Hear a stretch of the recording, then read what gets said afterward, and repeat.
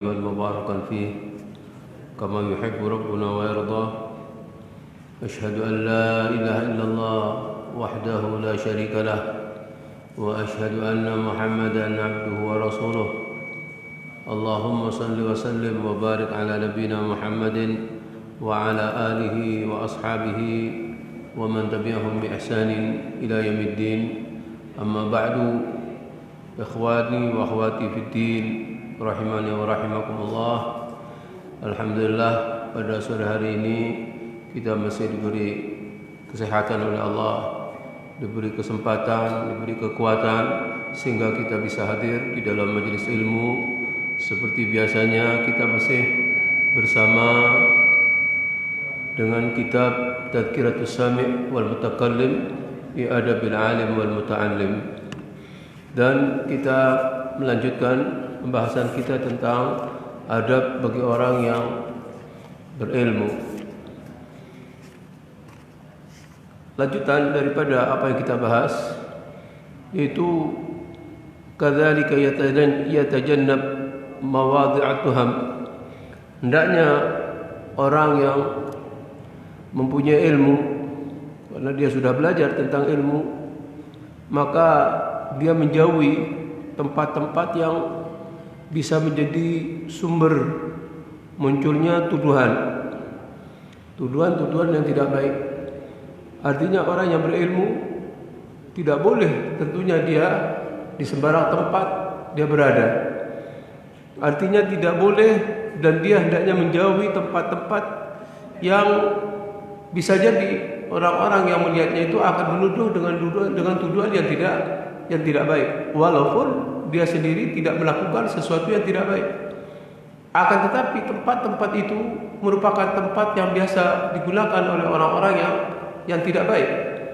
Sudah barang tentu orang yang sudah belajar, orang yang sudah berilmu, dia harus menghindari di tempat-tempat yang seperti itu, karena akan mengundang orang lain menuduh dengan tuduhan yang tidak baik. Berarti mengundang orang lain untuk melakukan perbuatan dosa, walaupun dia sendiri tidak melakukan perbuatan dosa tersebut, walaupun dia sendiri tidak mengikuti apa yang biasa dilakukan dari perbuatan jelek oleh orang-orang yang biasa duduk di tempat-tempat yang seperti itu. Oleh karena itu, orang yang sudah belajar seperti kita yang terus mempelajari tentang ilmu ini, tentunya tidak sembarang tempat kemudian kita jadikan sebagai tempat untuk nongkrong di situ. Apalagi di pinggir-pinggir jalan yang tidak ada manfaatnya. Di pinggir-pinggir jalan yang tidak ada manfaatnya.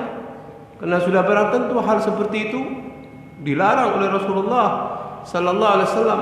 Dalam satu keterangan hadisnya, Rasulullah sallallahu alaihi wasallam bersabda, "Iyyakum wal julus fit turuqat." Jauhilah kalian semua duduk-duduk di pinggir-pinggir jalan. Ini merupakan larangan daripada Rasulullah SAW. Apalagi orang yang sudah biasa ngaji, orang yang sudah biasa menuntut ilmu, orang yang sudah berilmu. Ya, di situ pernah dikatakan oleh Rasulullah di hadapan para sahabat agar tidak membiasakan diri untuk duduk-duduk di pinggir jalan. Namun ternyata setelah Rasulullah SAW menyatakan kepada para sahabat tentang larangan hal seperti itu, mereka para sahabat mengatakan, "Ya Rasulullah, malana min majalisina buddun natahaddatsu fiha." Wahai Rasulullah, kami tidak bisa untuk meninggalkan kebiasaan kami duduk-duduk di pinggir jalan untuk bercakap-cakap. Kata Rasulullah SAW, setelah Rasul mendengar apa yang disampaikan oleh para sahabat, karena itu adalah merupakan kebiasaan mereka untuk berbincang-bincang, walaupun perbincangannya itu adalah perkara-perkara yang baik. Seperti itu. Kemudian Rasul SAW mengatakan, apabila kamu enggan atau tidak bisa meninggalkan kebaikan duduk-duduk di pinggir jalan itu, maka hendaknya kamu berikan hak jalan. Fa'atu haqqat tariq. Rasulullah SAW mengatakan kepada mereka yang enggan untuk meninggalkan kebiasaan mereka duduk-duduk di pinggir jalan dengan mengatakan, berilah hak jalan. Fa'atu haqqat tariq. Kemudian mereka bertanya, "Ya Rasulullah, wa ma haqqut tariq?" Apa hak jalan itu wahai Rasulullah? Kemudian Rasulullah SAW memberikan penjelasan. Ternyata di situ ada beberapa poin yang menjadi syarat bolehnya seseorang untuk duduk-duduk di pinggir jalan. Beberapa syarat kalau memang ini bisa dipenuhi, maka kata Rasulullah SAW boleh kamu untuk melakukan hal seperti itu. Tapi kalau ternyata kamu tidak mampu dan tidak bisa untuk melakukan hal seperti itu, atau tidak bisa memenuhi syarat-syarat seperti itu, maka hendaknya kamu tinggalkan. Yang pertama Rasulullah SAW mengatakan ghaddul basar. Kalau kamu tetap berada di pinggir-pinggir jalan, syarat yang pertama ghaddul basar, tundukkan pandangan, menahan pandangan, yaitu pandangan dari hal-hal yang tidak dibenarkan dalam syariat agama. Karena di jalan sudah barang tentu banyak orang yang lewat. Nah, utamanya dari yang lain jenis, dari kalangan para wanita. Nah, sudah barang tentu untuk memelototi para wanita itu adalah perkara yang diharapkan. Sehingga Rasul sallallahu alaihi wasallam menempatkan pada poin yang pertama, kalau memang dia tidak bisa untuk meninggalkan kebiasaan jeleknya duduk-duduk di pinggir jalan, justru yang pertama adalah ghaddul basar, tundukkan pandangan. Namun orang yang tidak biasa untuk melakukan hal seperti itu, maka tidak ada syarat seperti itu. Karena tidak ada orang yang lewat, tidak biasa duduk-duduk di pinggir jalan. Kalau mampu untuk bisa melakukan syarat seperti ini, maka ada toleransi di situ. Ini yang pertama, ghaddul basar. Kemudian yang kedua, wa kafful adza. Kafful adza yaitu menahan diri daripada mengganggu orang yang berjalan. Menahan diri untuk mengganggu orang yang sedang berjalan. Baik gangguan itu lewat ucapan-ucapan atau perbuatan-perbuatan atau isyarat-isyarat yang bisa disampaikan kepada teman duduknya, maka itu semuanya adalah perbuatan-perbuatan yang tidak dibenarkan dalam syariat agama. Itu konsekuensi bagi orang yang memang tidak bisa untuk meninggalkan kebiasaan jeleknya duduk-duduk di pinggir jalan. Yang pertama menundukkan pandangan, yang kedua tidak mengganggu orang yang berjalan di jalan-jalan itu. Nah, seperti itu, kafful adza. Kemudian yang ketiga kata Rasulullah SAW, waraddus salam, yaitu menjawab salam. Sebab kadang-kadang orang yang sudah paham melewati orang yang sedang duduk di situ, maka di sini mengucapkan salam. Bisa jadi akan banyak orang yang lewat dan banyak orang yang mengucapkan salam. Orang yang sudah diberi penghormatan dengan ucapan salam, maka memberikan jawaban salam itu adalah merupakan kewajiban. Menjawab salamnya orang di saat orang menyampaikan salam kepada kita itu merupakan kewajiban. Di saat dia tidak menjawab salamnya orang yang memberikan penghormatan dengan ucapan salam, maka dia telah melakukan perbuatan dosa. Jadi sebanyak orang yang lewat, kalau mengucapkan salam, wajib dia untuk menjawab salamnya. Ini merupakan kewajiban. Waraddus salam. Kalau yang pertama itu adalah menundukkan pandangan, syarat yang pertama. Yang kedua tidak mengganggu orang yang sedang berjalan di situ. Yang ketiga adalah menjawab salam orang yang memberikan salam. Raddus salam. Jadi menjawabnya itu adalah wajib. Di saat seseorang tidak memberikan jawaban atas ucapan salam orang lain terhadap diri kita, di saat kita duduk-duduk di pinggir jalan, maka kita telah melakukan perbuatan dosa, melanggar kewajiban. Orang yang melanggar kewajiban berarti dia telah melakukan perbuatan dosa. Dan ini konsekuensi bagi orang yang biasa duduk-duduk di pinggir jalan. Kemudian lanjutnya kata Rasulullah, wal amru bil ma'ruf, yaitu memerintahkan kebaikan kepada orang lain. Artinya di saat seseorang yang duduk di pinggir jalan itu melihat ada orang yang meninggalkan kebaikan, ada satu kebaikan dia tidak melakukannya, maka dia wajib untuk memerintahkan orang lain itu melakukan kebaikan. Bukan kemudian dia biarkan. Ini konsekuensinya. Wan nahyu 'anil munkar, begitu juga mencegah kemungkaran. Di saat melihat kemungkaran yang dia ketahui, ada orang yang lewat di situ banyak melakukan kemungkaran, maka orang yang duduk dan melihat akan kemungkaran itu, dia berkewajiban untuk mencegahnya. Ini beberapa syarat yang disampaikan oleh Rasulullah SAW kepada para sahabat di saat para sahabat itu merasa enggan untuk meninggalkan kebiasaan yang tidak baik, karena Rasulullah telah melarang pada awalnya. Nah, pada kalimat yang pertama Rasulullah SAW sudah melarang, tapi mereka mengatakan kami tidak bisa untuk meninggalkan kebiasaan duduk-duduk di pinggir jalan untuk bercakap-cakap. Sehingga 5 syarat itu adalah merupakan konsekuensi bagi orang yang biasa duduk di pinggir jalan. Kalau tidak melakukan hal seperti itu, artinya dia tidak duduk-duduk di pinggir jalan, maka tidak ada syarat-syarat seperti itu. Nah, oleh karena itu hendaknya kita melakukan sesuatu yang kalau memang tidak ada manfaatnya kita tinggalkan.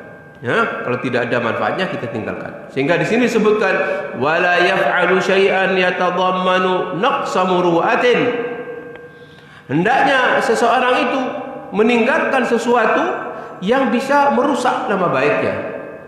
Nah, kalau dia berada di satu tempat, di tempat itu bisa dia mengundang orang lain menilai tidak baik, menuduh diri kita dengan tuduhan yang tidak baik karena kita biasa berada di tempat-tempat orang yang biasa melakukan tidak baik, maka hendaknya kita tinggalkan hal seperti itu.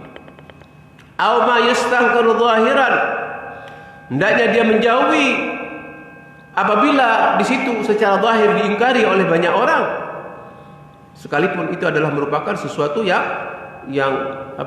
boleh secara batin. Fa innahu yu'arridu nafsahu lit-tuhmah, karena orang seperti itu memposisikan dirinya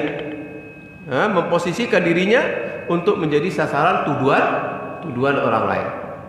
Maka hindari kita pergi ke tempat-tempat yang bisa mengundang tuduhan tidak baik terhadap diri kita, walaupun kita tidak melakukan sesuatu yang tidak baik pada waktu itu.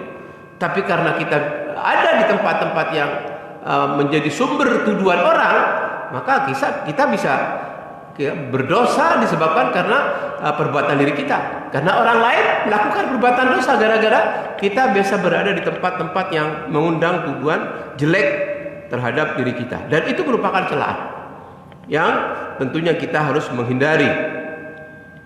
Wa irdahu lil waqi'ah, dan memposisikan orang yang biasa duduk di pinggir jalan itu yaitu sebagai inceran, celaan orang, sehingga menjerumuskan orang lain.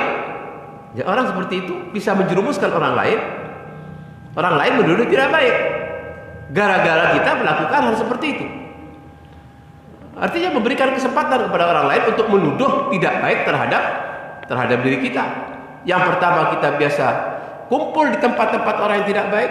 Yang kedua, kita memberikan kesempatan kepada orang lain untuk memberikan tuduhan tidak baik terhadap diri kita. Berarti dosanya bertambah. Ya, makanya tentunya kita harus berusaha menghindari hal seperti itu. Wa in ittafaqa wuqu'u syai'in min dzalika minhu li hajatin aw nahwiha akhbara man syahadahu bi hukmihi wa bi 'udhrihi wa maqsudihi kay la ya'tham bisababihi aw yanfura anhu fala yantafi'u bi 'ilmihi wa la yastafida dzalikal jahilu bihi.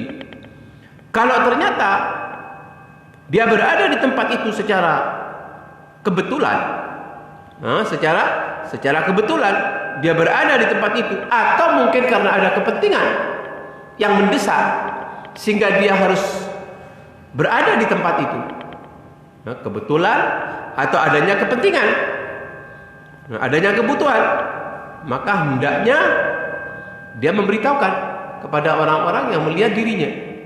Dia memberitahukan tentang apa kepentingan dia, apa alasan dia, sehingga dia mau bergabung dengan kelompok orang-orang yang memang dilihat tidak baik. Dia jelaskan alasannya. Dia jelaskan juga tujuan apa dia berada di tempat yang seperti itu. Mengapa diminta dia untuk menjelaskan perkara hal seperti ini? kaila ya'tham bisababihi, agar manusia itu tidak melakukan dosa karena sebab dia berada di tempat itu. Jadi orang melakukan perbuatan dosa dengan tujuan yang tidak baik disebabkan karena kita ada di situ. Sementara kita ini dikenal sebagai orang yang biasa ngaji, orang yang biasa nuntut ilmu, apalagi dikenal sebagai orang yang berilmu. Maka kemudian di saat orang lain melihat kita berada di tempat orang-orang yang tidak baik, sehingga orang lain itu menuduh tidak baik terhadap kita, maka kita juga melakukan perbuatan dosa disebabkan dosa orang lain. Makanya di sini disebutkan kalau memang kita terpaksa secara kebetulan kita ada di tempat itu, atau mungkin karena adanya kepentingan, adanya kebutuhan, maka hendaknya kita memberitakan kepada orang yang mengetahui kalau kita ada di situ, memberitakan apa alasan kita, apa tujuan kita berada di tempat itu, sehingga orang lain tidak menuduh dengan tuduhan yang tidak baik, atau orang lain nanti bisa menilai tidak baik kepada diri kita, sehingga menjauh dari diri kita. Atau orang yang memang biasa bertanya kepada diri kita karena kita dianggap sebagai orang berilmu, dia enggan untuk bertanya lagi. Disebabkan karena apa? Karena sudah melihat dengan pemandangan yang tidak baik. Dan orang lain sehingga akhirnya tidak bisa mengambil ilmu darinya. Nah, ini bahayanya. Sehingga orang yang sudah belajar, sudah berilmu, tentunya tidak sama dengan orang yang tidak berilmu. Tuduhan prasangka orang lain. Orang yang tidak biasa ngaji kemudian melakukan sesuatu itu dianggapnya mungkin biasa dengan orang-orang.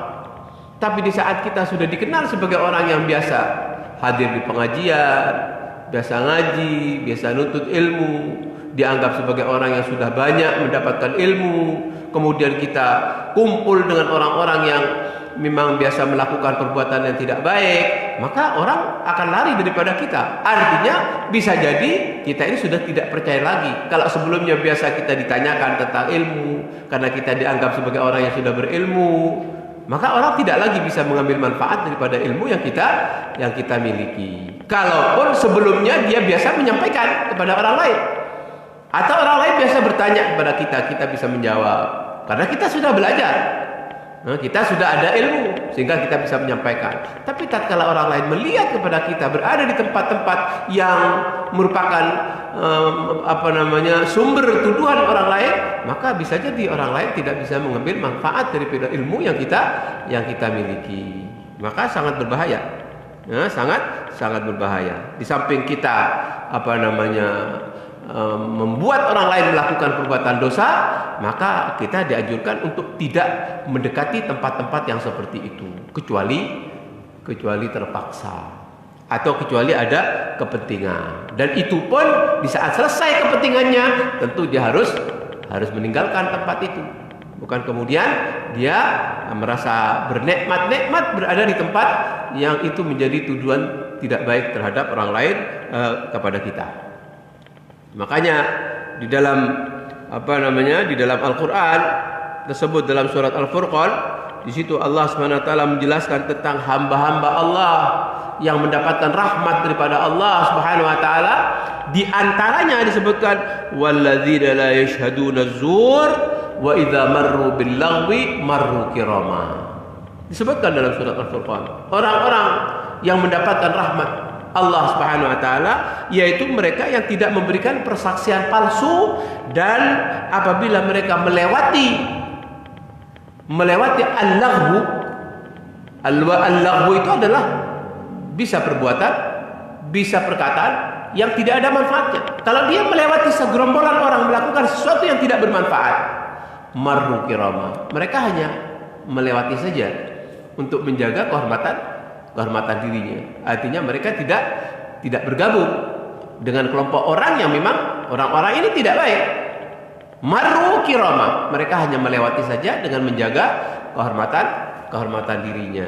Ini sikap dari ibadur rahman, sikap daripada hamba-hamba Allah yang dirahmati oleh Allah Subhanahu wa taala. Jadi apa yang dijelaskan tadi, kalau memang kita terpaksa berada di tempat itu karena adanya kepentingan, ada kebutuhan, maka hendaknya kita menjelaskan kepada orang yang melihat kepada diri kita supaya dia tidak menuduh dengan tuduhan yang tidak baik.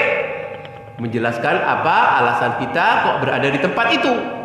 Sebagaimana disebutkan oleh Rasulullah sallallahu alaihi wasallam dalam hadis. Rasulullah sallallahu alaihi wasallam mengatakan kepada dua orang. Qala an-nabi lirrajulaini lamma ra'ayahu yatahaddatsu ma'a Safiyah fawallaya. Suatu ketika Nabi sallallahu alaihi wasallam pernah berbincang dengan Safiyah. Safiyah ini istri Nabi. Tapi ada dua orang yang tidak mengetahui kalau Safiyah ini adalah istri Nabi. Kemudian tatkala dua orang melihat Rasulullah SAW sedang bercakap-cakap dengan Safiyah, kemudian dua orang itu langsung menghindar. Fawallaya, berpaling, menghindar. Dilihat oleh Rasulullah SAW. Ya, dua orang yang sedang menghindar ini dilihat oleh Rasulullah SAW. Artinya dua orang ini kok merasa tidak enak melihat Rasulullah berbicara dengan seorang wanita. Dianggapnya atau ada praduga kalau wanita ini bukan istrinya. Padahal Safiyah ini adalah istri daripada Rasulullah SAW. Ada tuduhan kalau wanita ini adalah wanita asing yang itu berbicara dengan Rasulullah SAW. Lalu dua orang ini langsung menghindar, langsung berpaling. Setelah dilihat oleh Rasulullah dua orang itu berpaling, kemudian Rasulullah SAW mengatakan kepada keduanya, ala rislikuma. Coba tetaplah kamu di tempat itu. Rasulullah ingin menjelaskan, tetaplah kamu berada di tempat itu. Kemudian mereka berdua itu tidak berangkat. Kemudian dijelaskan oleh Rasulullah SAW, innaha Safiyah. Sesungguhnya wanita ini Safiyah. Artinya dijelaskan oleh Rasulullah bahwa Safiyah ini adalah istri daripada Rasulullah Sallallahu Alaihi Wasallam. Kemudian Rasulullah SAW menyampaikan, inna syaitana yajri min ibni Adam majrad dam. Sesungguhnya syaitan itu mengalir pada aliran darah manusia, mengalir pada aliran darah manusia. Artinya syaitan itu selalu berusaha untuk menggoda manusia, sehingga syaitan itu membisikkan kepada dua orang itu dengan bisikan yang tidak baik. Sehingga Rasul SAW mengatakan sesungguhnya syaitan mengalir pada manusia pada aliran darah manusia. Wa inni khasyitu ayyaghfifa fi qulubihima syai'an. Sesungguhnya kata Rasulullah SAW, aku khawatir setan itu bisa memasukkan di hati-hati kalian sesuatu sehingga kamu bisa menuduh dengan tuduhan yang tidak baik. Itu dijelaskan oleh Rasulullah sallallahu alaihi wasallam. Kemudian kata Rasulullah setelah menjelaskan, sesungguhnya aku khawatir setan itu melemparkan ke dalam hatimu sesuatu yang tidak baik, maka tentu fatahlika. Kalian semua akan binasa. Kalian akan binasa. Dijelaskan oleh Rasulullah sallallahu alaihi wasallam. Di dalam keterangan hadis ini ada syarah, ada penjelasan yang dijelaskan oleh Syekh Abdul Muhsin bin Hamad bin Abbad Al-Badr hafizahullah. Beliau mengatakan anna nabiyya sallallahu alaihi wasallam bayyana, sesungguhnya Nabi sallallahu alaihi wasallam memberikan penjelasan anna hadhil mar'ata zaujatuhu Safiyah. Sesungguhnya wanita yang Rasulullah sallallahu alaihi wasallam berbicara dengannya itu adalah istrinya yang bernama Safiyah, zaujatuhu Safiyah. Wa arada bidzalika alla yaqa fi qalbi hadaini sahabiyaini syai'un yakunu sababan fi halakihima. Rasulullah SAW memberikan penjelasan kepada dua orang ini agar tidak muncul dalam hati kedua sahabat ini sesuatu tuduhan yang tidak baik yang akan berakibat binasanya dua laki-laki tadi. Ini yang dijelaskan. Minat tihamir Rasul fabadara alaihi salatu wassalam ila ayyaqul lahumma ma qala. Kemudian Rasulullah SAW menjelaskan tentang kekhawatiran yang akan menimpa kepada dua orang laki-laki itu. Apa kekhawatirannya? Ya, menuduh dengan tuduhan yang tidak baik terhadap Rasulullah SAW. Dianggapnya Rasulullah SAW berbicara berduaan dengan wanita yang bukan mahramnya. Makanya dijelaskan oleh Rasulullah sallallahu alaihi wasallam. Faqala, setelah dijelaskan oleh Rasulullah SAW, mereka mengatakan subhanallah. Mereka kaget, ta'ajjuban. Mereka merasa kaget. Yang sebelumnya itu telah dimasuki oleh bisikan setan dengan tuduhan yang tidak baik, begitu dijelaskan oleh Rasulullah SAW, mereka mengatakan subhanallah, ta'ajjuban. Artinya mereka kemudian menyadari kalau mereka itu salah dalam memberikan tuduhan seperti itu, kena bisikan setan. Li'annahuma ma waqa'a fi nufusihima syai'un walakinna an-nabi qala dzalika khasyah ay yahsula lahum syai'un min dzalik. Oleh karena itu Nabi sallallahu alaihi wasallam memberikan penjelasan. Oleh karena itu di saat kita terpaksa ataupun dengan tidak sengaja kemudian berada di tempat yang bisa mengundang tuduhan jelek orang lain terhadap diri kita di tempat itu, atau mungkin kita ada kepentingan berada di tempat itu, hendaknya kita jelaskan sehingga menghilangkan tuduhan jelek orang lain terhadap diri kita.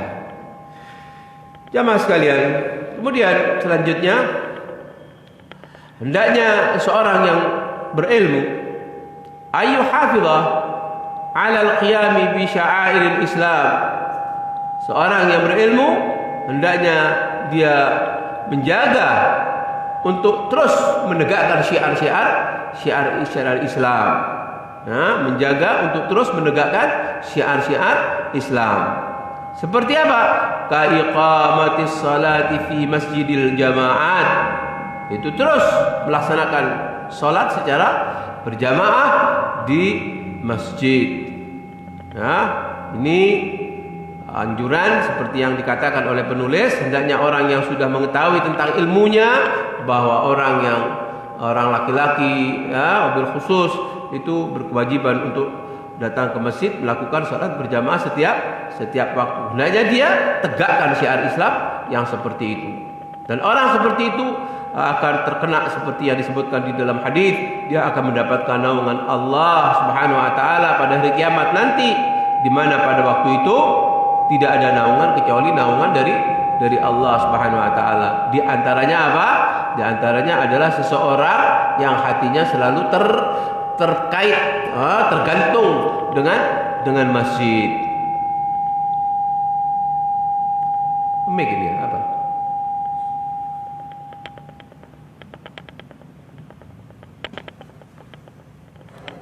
Terlalu dekat ya. Kemudian di samping kita terus melakukan dan menegakkan syiar Islam seperti mendatangi masjid untuk melakukan salat berjamaah, begitu juga wa isfa'is salam lil khawas wal awam, yaitu hendaknya membiasakan diri menebarkan salam tatkala kita bertemu dengan sesama muslim tentunya. Menegakkan salam, menebarkan salam, karena menebarkan salam ini adalah sikap daripada orang yang beriman. Sehingga Rasul SAW mengatakan, la tadkhulunal jannah hatta tu'minu wa la tu'minu hatta tahabu. Awala adullukum ala syai'in idza fa'altumuhu tahabbtum afshus salama bainakum. Ternyata menebarkan salam ini merupakan salah satu sebab masuknya seseorang ke dalam surga. Amalan yang ringan, akan tapi dia mendapatkan pahala yang sangat besar, dijanjikan oleh Rasulullah SAW dengan menebarkan salam itu untuk bisa masuk surga. Sebagaimana dikatakan oleh Rasul Sallallahu Alaihi Wasallam dalam hadisnya bahwa kalian semua, di situ disampaikan di hadapan para sahabat. Rasul mengatakan kalian semua tidak akan bisa masuk surga hatta tu'minu, sehingga kalian menjadi orang-orang yang beriman. Hatta tu'minu wala tu'minu hatta tahabu. Kalian tidak akan menjadi orang-orang yang beriman sehingga kalian saling mencintai. antara yang satu dengan yang lain. Artinya sebagai orang yang beriman tidak boleh kemudian dia bermusuhan dengan orang yang beriman yang lainnya. Karena orang beriman yang satu dengan yang lainnya itu adalah bersaudara. Bagaimana Allah menyatakan innamal mu'minuna ikhwah. Hanya orang-orang yang berimanlah yang bersaudara itu. Jadi kalau kita merasa punya iman, tentunya kita harus merasa bahwa orang lain itu sesama muslim adalah saudara kita. Sehingga tidak boleh kemudian saling bermusuhan. Kata Rasulullah, la tahasadu, tidak boleh saling mendengki, tidak boleh saling bermusuhan, tidak boleh saling membenci, tidak boleh saling taqata'u, saling memutuskan hubungan silaturahim, tidak boleh saling membelakangi. Semuanya itu adalah merupakan larangan daripada Rasulullah SAW bagi setiap orang yang mengaku dirinya sebagai muslim yang beriman. Makanya Rasul mengatakan kemudian setelah itu, wa kunu ibadallahi ikhwana, jadilah kamu sebagai hamba Allah yang bersaudara. Makanya di saat kita ketemu, kita ucapkan salam. Dan itu memang merupakan hak seorang muslim terhadap orang Islam yang lainnya. Rasulullah mengatakan haqqul muslim 'alal muslim idza laqitahu fasallim 'alaihi. Haknya seorang Islam terhadap orang Islam yang lainnya, apabila kamu menjumpainya, bertemu dengannya, maka hendaknya kamu mengucapkan salam. Mengucapkan salam itu akan menumbuhkan kasih sayang dengan sesama muslim yang lain. Seperti itu. Makanya Rasul mengatakan kalian tidak akan masuk surga kecuali kalian beriman, dan kalian tidak akan menjadi orang yang beriman sehingga kalian saling berkasih sayang. Kemudian kata Rasulullah, tidakkah aku tunjukkan kepada kalian semua dengan sesuatu yang apabila kalian melakukannya, maka kalian akan muncul rasa kasih sayang di antara kalian. Apa itu? Afsus salama bainakum. Tebarkanlah salam di antara kamu. Ini dikatakan oleh kitab ini agar orang yang sudah mengetahui tentang ilmu bahwa di saat kita bertemu dengan sama muslim, kita hendaknya mengucapkan salam. Seperti itu. Lain kalau kita ketemu dengan orang kafir, kita tidak boleh memulai mengucapkan salam kepada mereka. Seperti itu. Orang yang sudah mendapatkan penghormatan salam, maka menjawab salam itu adalah merupakan kewajiban. Begitu juga wal amri bil ma'ruf wan nahyi 'anil munkar. Hendaknya di antara syiar Islam yang harus ditegakkan oleh orang-orang yang sudah belajar tentang ad-din, yaitu senantiasa mengajak saudaranya kepada kebaikan. Wal amr bil ma'ruf, mengajak kepada kebaikan, mencegah orang lain daripada melakukan kemungkaran. Ini merupakan konsekuensi sebagai orang yang beriman. Artinya orang yang beriman itu bukan hanya sekedar memperhatikan tentang baiknya diri kita sendiri, akan tapi juga harus memperhatikan bagaimana orang lain juga menjadi baik. Lewat apa? Lewat al-amru bil ma'ruf wan nahyu 'anil munkar. Mengajak orang lain kepada kebaikan dan mencegah orang lain daripada perbuatan mungkar. Dan itu konsekuensi sebagai orang yang beriman. Betul. Nah, konsekuensi sebagai orang yang beriman ya seperti itu. Makanya Allah menyatakan wa tawasau bil haqqi wa tawasau bis sabr. Yang sebelumnya menjelaskan tentang demi masa dalam surat Al-Asr, innal insana lafi khusrin illa alladhina amanu wa 'amilus shalihat wa tawasau bil haqq wa tawasau bis sabr. Di sini Allah menjelaskan bahwa manusia semuanya dalam keadaan merugi, kecuali di situ ada pengecualian. Kecuali mereka orang-orang yang beriman dan mengamalkan amalan saleh. Kemudian setelah itu apa? Wa tawasau bil haqq wa tawasau bis sabr. Hendaknya kalian saling berwasiat di dalam menegakkan kebenaran dan saling berwasiat di dalam menetapi kesabaran. Makanya al-amr bil ma'ruf wan nahy 'anil munkar ini adalah merupakan konsekuensi daripada orang-orang yang beriman. Seperti itu. Sebagaimana Allah juga menyatakan di dalam surat At-Taubah, wal mu'minuna wal mu'minat ba'dhum awliya ba'd ya'muruna bil ma'rufi wa yanhauna 'anil munkar. Di situ Allah menjelaskan orang-orang yang beriman, baik laki-laki atau perempuan, ba'dhum awliya ba'd, sebagian mereka menjadi penolong bagi sebagian yang lainnya. Apa bentuk pertolongan yang mereka lakukan? Ya'muruna bil ma'ruf wa yanhauna 'anil munkar, yaitu mengajak kepada kebaikan dan mencegah daripada kemungkaran. Dan ini merupakan syiar Islam yang harus ditegakkan, utamanya bagi orang yang sudah biasa ngaji. Nah, terutama bagi kita yang sudah biasa ngaji. Al-amru bil ma'ruf wan nahyi 'anil munkar. Walaupun di dalam melakukan hal amru bil ma'ruf an nahyi munkar bisa jadi dia mendapatkan gangguan, bisa jadi disambut dengan sambutan yang kurang baik. Nah, karena tidak semua orang senang kepada kebenaran. Ya, tidak semua orang suka kepada kebaikan. Sehingga tatkala kita mengajak kebaikan, bisa jadi kita tidak diterima. Atau mungkin kita disambut dengan sambutan yang tidak baik. Bisa jadi seperti itu. Makanya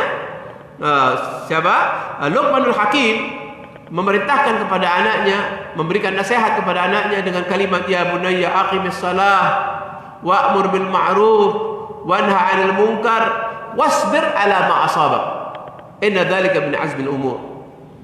Luqmanul Hakim memberikan nasihat, banyak nasihat yang disampaikan oleh Luqmanul Hakim kepada anaknya. Di antara nasihat yang disampaikan oleh Luqmanul Hakim kepada anaknya itu mengatakan, wahai anakku, tegakkanlah salat dan wa'mur bil ma'ruf, perintahkan orang lain melakukan kebaikan. Wa'mur bil ma'ruf wanha 'anil munkar, cegahlah orang lain daripada melakukan kemungkaran. Setelah itu Luqmanul Hakim memerintahkan wasbir 'ala ma asabaka, dan bersabarlah terhadap apa yang menimpa kamu. Perintah bersabar itu setelah ada perintah untuk mengajak orang lain kepada kebaikan dan mencegah orang lain daripada berbuatan kemungkaran. Setelah itu Luqmanul Hakim mengatakan, dan bersabarlah kamu terhadap apa yang akan menimpa kamu. Artinya bisa jadi orang yang melaksanakan amar ma'ruf nahi munkar, yaitu mengajak orang lain kepada kebaikan, mencegah orang lain daripada kejelekan, dia disambut dengan sambutan yang tidak baik. Atau bisa juga kita akan diganggu dan lain sebagainya. Karena kebanyakan manusia itu tidak suka kepada kebaikan. Kebanyakan manusia itu sukanya kepada kejelekan. Seperti itu. Bisa diganggu, bisa disakiti. Ya, seperti itu. Sehingga dibutuhkan apa? Kesabaran. Wasbir 'ala ma asabaka. Bersabarlah terhadap apa yang menimpa kamu. Inna dzalika min azmil umur. Karena yang demikian itu termasuk hal-hal yang diwajibkan oleh Allah Subhanahu wa taala bagi orang yang menegakkan syiar-syiar Islam, di antaranya yaitu menegakkan amar ma'ruf nahi munkar. Tapi mereka yang menegakkan amar ma'ruf nahi munkar yang ini merupakan di antara syiar Islam, maka Allah Subhanahu wa taala mengatakan sebagai umat yang terbaik. Nah, Allah mengatakan sebagai umat yang terbaik, sebagaimana yang pernah disampaikan oleh Allah kepada para sahabat. Kuntum khaira ummatin ukhrijat linnas ta'muruna bil ma'ruf wa tanhauna 'anil munkar. Di situ Allah menyatakan, kalian semua itu ditujukan kepada para sahabat Nabi sallallahu alaihi wasallam. Kalian semua adalah umat yang terbaik yang dikeluarkan oleh Allah buat manusia. Ukhrijat linnas. Apa cirinya? Mereka yang dikatakan sebagai umat yang terbaik itu ta'muruna bil ma'rufi wa tanhauna 'anil munkar. Ini ciri orang yang dikatakan sebagai umat terbaik, mau melaksanakan amar ma'ruf nahi munkar. Dan ini syiar Islam yang harus ditegakkan. Ya, utamanya bagi kita yang sudah belajar. Seperti itu. Kana sayyiduna Rasulullah sallallahu alaihi wasallam wa ghairuhu minal anbiya alaihi bis sabri 'alal adha. Kita lihat bagaimana Rasulullah SAW dan para nabi yang lainnya juga mereka tatkala melaksanakan amar ma'ruf nahi munkar, mereka senantiasa mendapatkan gangguan, tapi mereka bersabar atas apa yang menimpa pada mereka. Nah, seperti itu. Wa ma kanu yatahammalunahu fillahi. Dan apa yang mereka pikul di jalan Allah Subhanahu wa taala, mereka selalu bersabar. Hatta kanat lahumul uqba, sehingga pada akhirnya mereka itu dimenangkan oleh Allah Subhanahu wa taala disebabkan karena kesabaran mereka tatkala mereka menjalankan syiar Islam dalam bentuk al-amru bil ma'ruf wan nahyu 'anil munkar, dalam bentuk berdakwah, mengajak orang lain kepada kebaikan, mencegah orang lain daripada kemungkaran. Orang yang seperti itu di dalam melaksanakan kewajiban seperti itu, kemudian mereka bersabar terus, walaupun tidak disambut dengan sambutan yang baik, maka orang seperti itu akan termasuk orang yang mendapatkan kemenangan. Nah, pada akhirnya orang ini akan mendapatkan kebahagiaan, keselamatan, pahala yang besar dari Allah Subhanahu wa taala.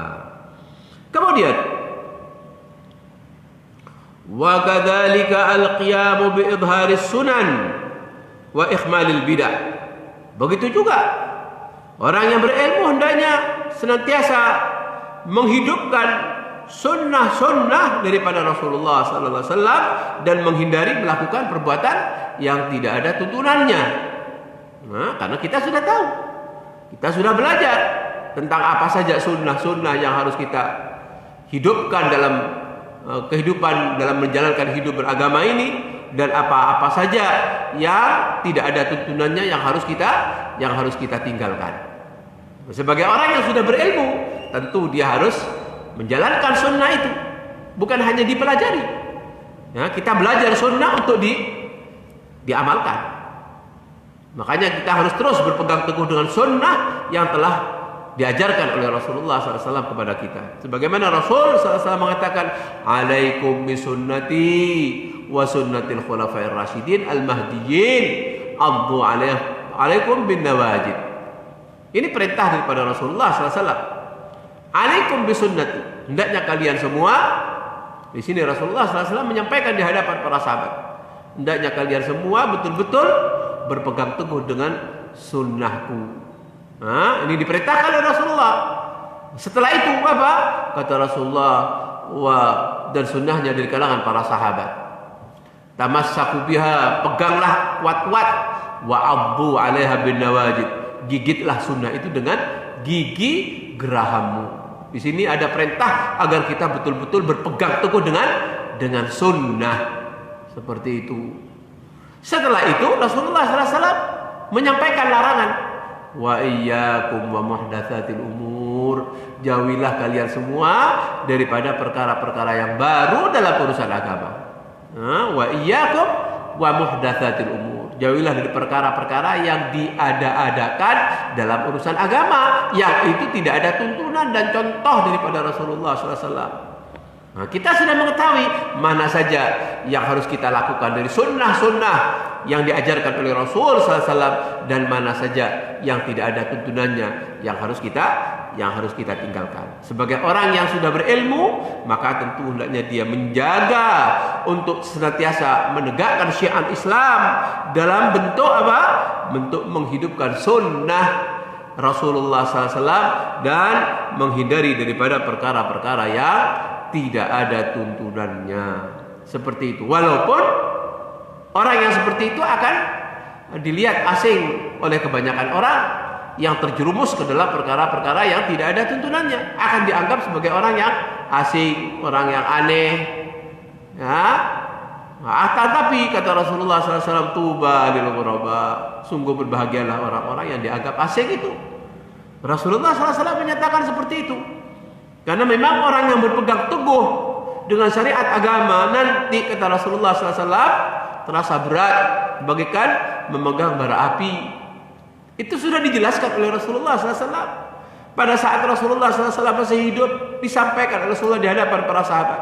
Satu saat nanti, kata Rasulullah SAW, apabila orang berpegang teguh dengan sunnahku, maka dia akan terasa berat bagaikan memegang bara api. Kal qabid 'alal jabar, bagaikan memegang bara api. Artinya panas, berat. Mengapa?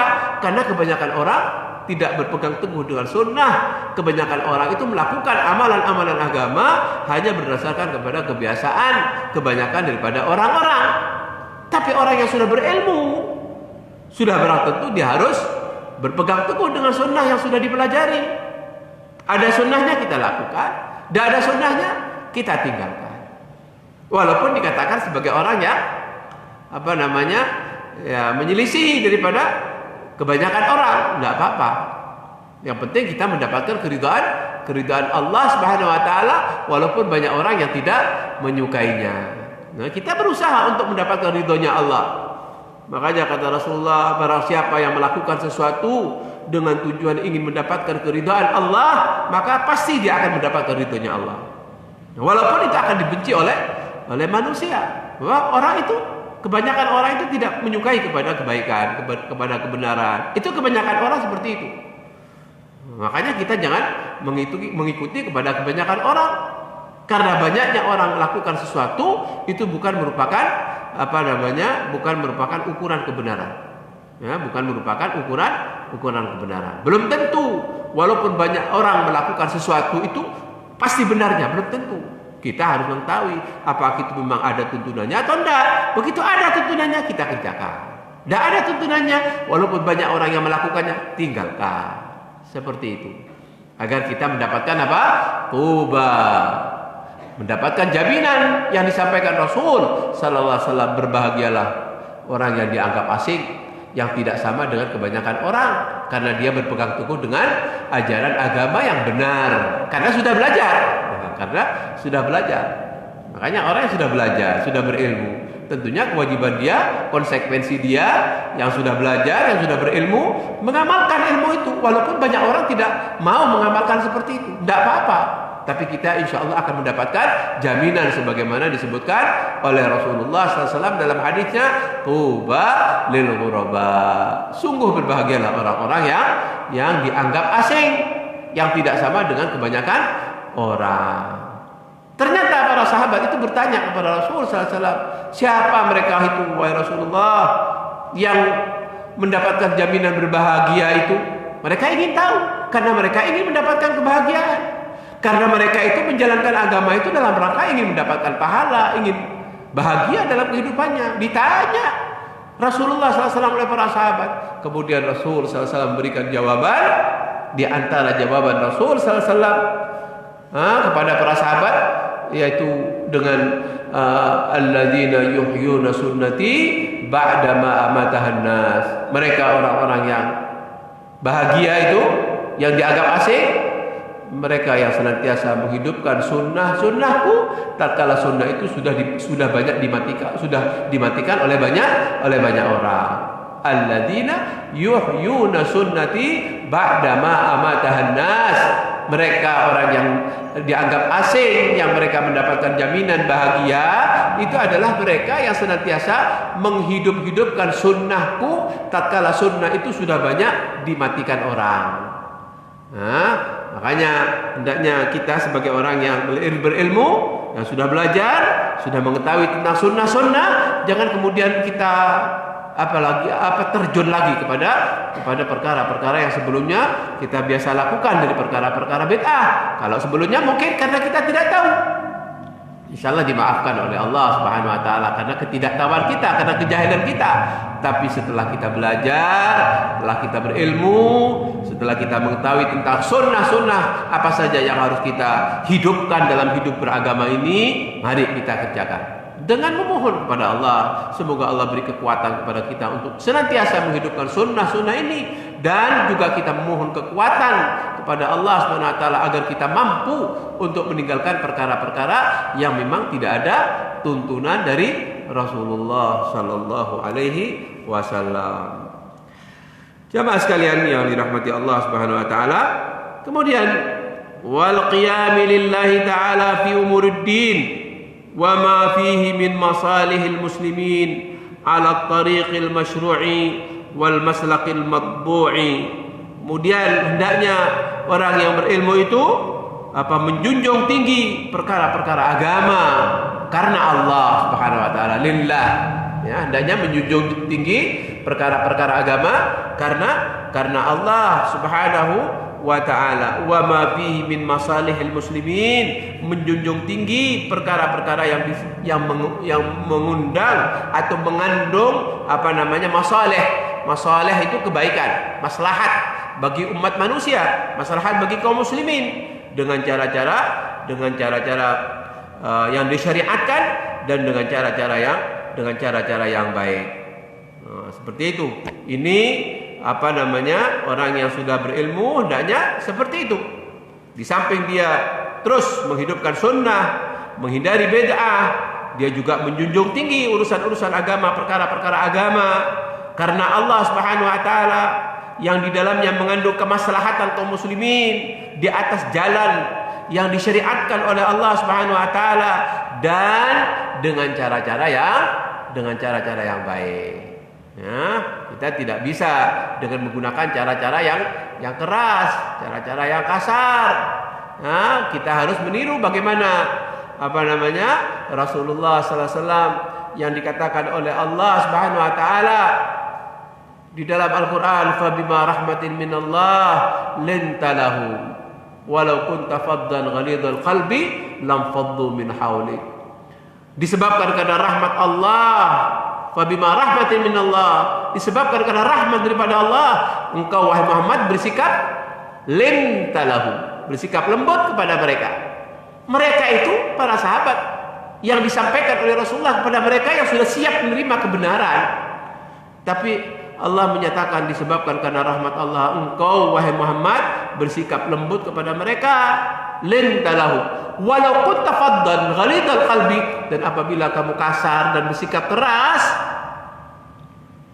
menghadapi mereka itu, lan faddu min hawli, niscaya mereka akan menghindar, akan lari daripada kamu wahai Muhammad. Di situ menunjukkan bahwa agar kita di dalam urusan-urusan agama kita menggunakan dengan cara-cara yang baik di atas jalan yang disyariatkan dengan cara-cara yang baik, seperti itu. Jemaah sekalian yang dirahmati Allah Subhanahu wa taala, mungkin ini ya dulu, insyaallah nanti bisa dilanjutkan pada kesempatan yang lain. Mudah-mudahan apa yang saya bacakan ini bermanfaat bagi kita semuanya, utamanya bagi yang menyampaikan ini, yang membacakan ini, dan mudah-mudahan Allah Subhanahu wa taala senantiasa menjaga ilmu-ilmu kita yang sudah kita pelajari dalam bentuk kita terus mengamalkan ilmu, dan itu sebagai konsekuensi bagi orang yang sudah berilmu. Karena tentunya sebagaimana disebutkan, barang siapa yang mengamalkan berdasarkan dengan ilmu yang sudah dia pelajari, maka dia akan diberi tambahan ilmu oleh Allah Subhanahu wa taala dari yang belum ketahui. Nah, ini manfaatnya sangat besar ya bagi orang yang mengamalkan berdasarkan ilmu, maka Allah Subhanahu wa taala akan memberikan ilmu dari yang asalnya tidak tahu menjadi tahu. Ini saja yang bisa disampaikan, semoga bermanfaat. Aqulu qouli hadza wa astaghfirullahal azim li wa lakum fastaghfiruhu innahu huwal ghafurur rahim. Kita lanjutkan. Kalau ada pertanyaan-pertanyaan barangkali dipersilahkan.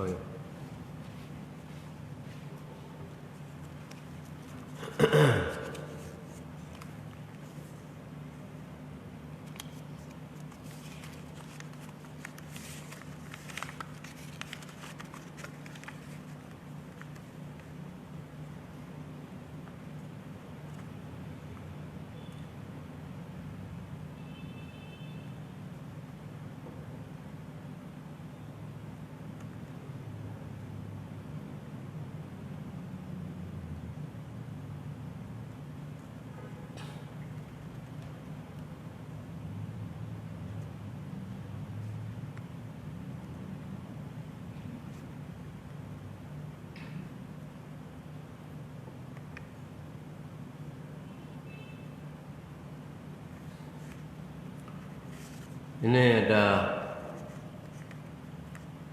pertanyaan lewat tulisan. Assalamualaikum Ustaz. Waalaikumsalam warahmatullah. Dulu anak pernah sakit dan sudah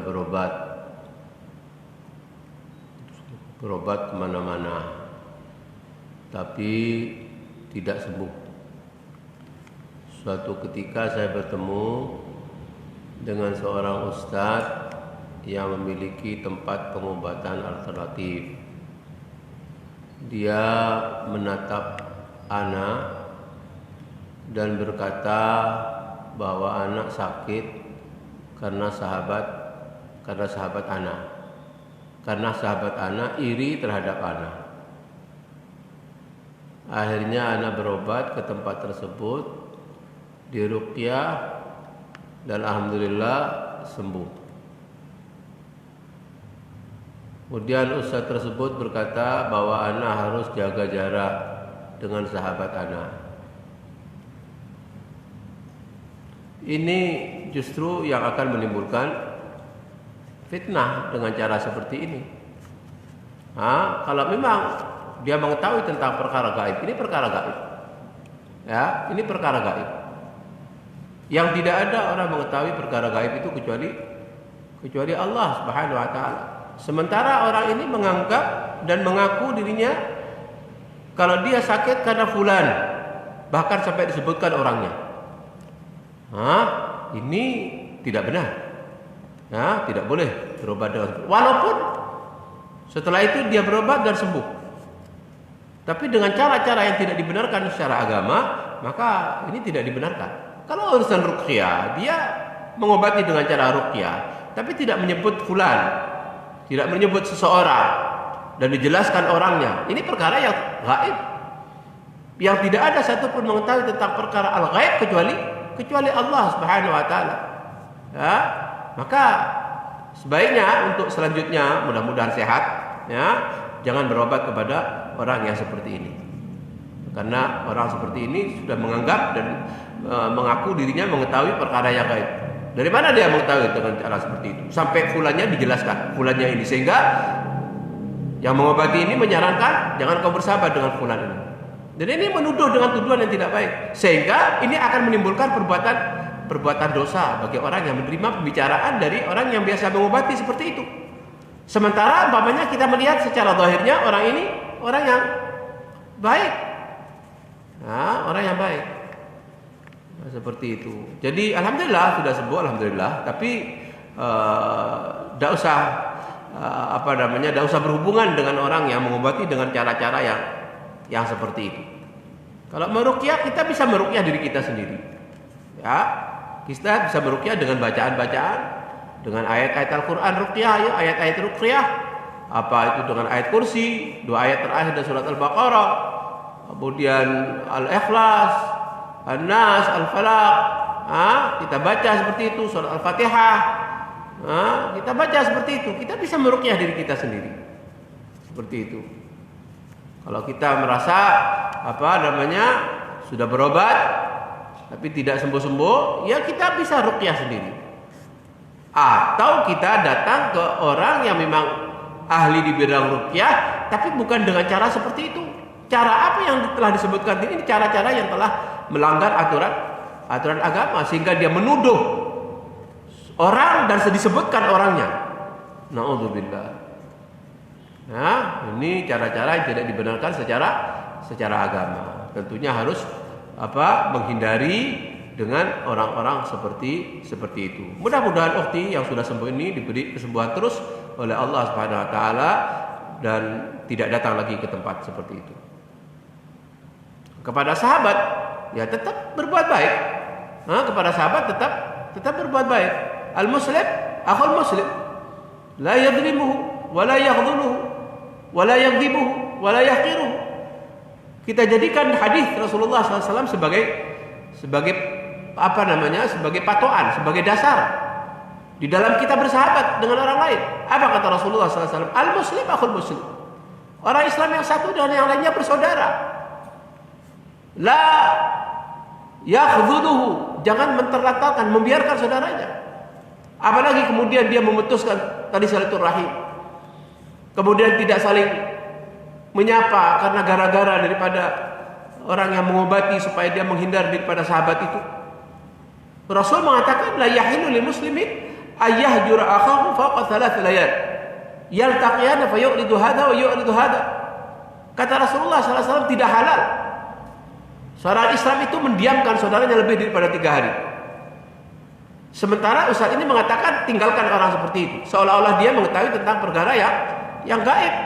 Padahal tidak ada yang mengetahui yang gaib kecuali Allah. Makanya alhamdulillah ukhti sudah sembuh, tapi jangan berhubungan dengan orang yang mengobati dengan cara-cara yang tidak dibenarkan secara agama. Dan tetap berbuat baiklah kepada sahabat, tidak usah bersikap su'don dan percaya terhadap omongan daripada orang yang mengobati dengan cara seperti itu. Wallahu a'lam bishawab.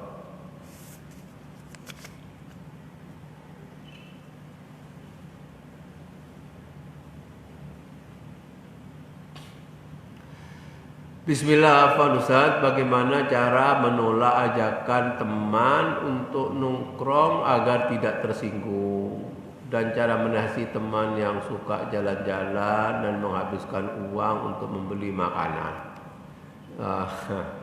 Nongkrong ya untuk melakukan seperti yang disebutkan ini perkara yang tidak ada manfaatnya.